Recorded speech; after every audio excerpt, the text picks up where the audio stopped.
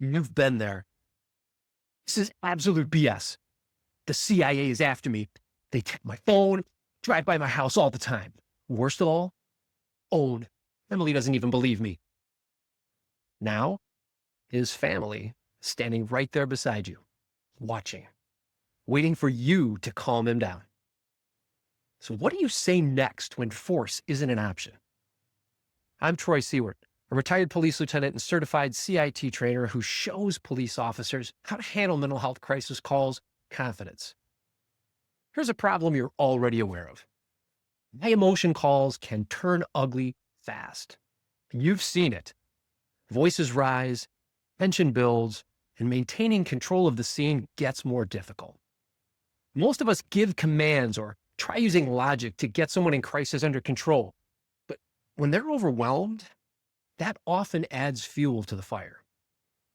You can't force someone to self-regulate, and trying to reason with them can actually make things worse. But you can get them to calm down without raising your voice or letting things spiral. Here's one simple way to do it: the AVA process.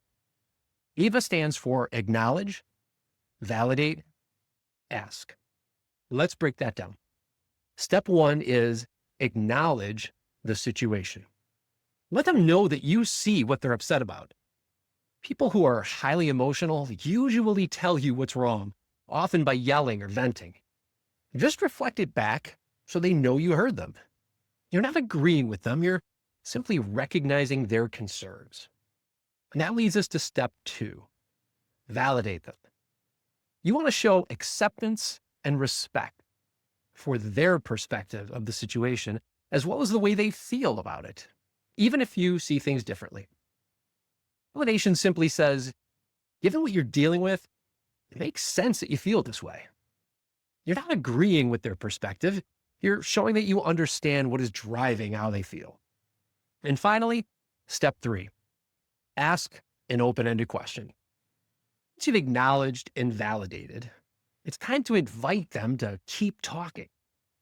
Open-ended questions show your genuine interest and help the person to feel seen and heard rather than dismissed. Because when we start giving commands or trying to reason someone into seeing it our way, it usually does the opposite.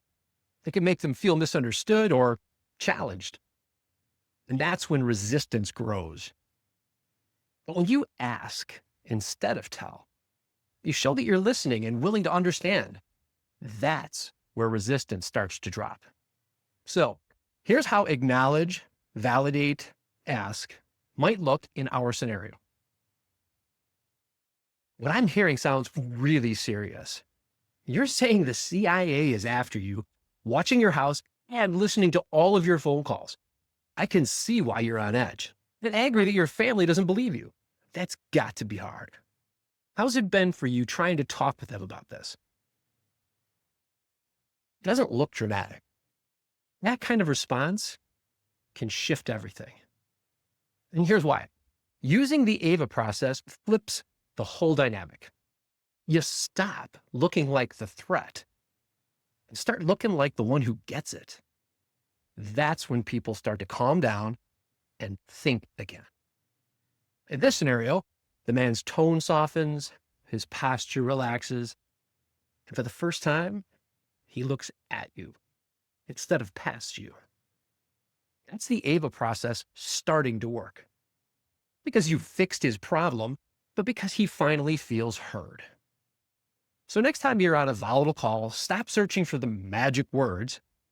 Just run the AVA process and watch the temperature start dropping.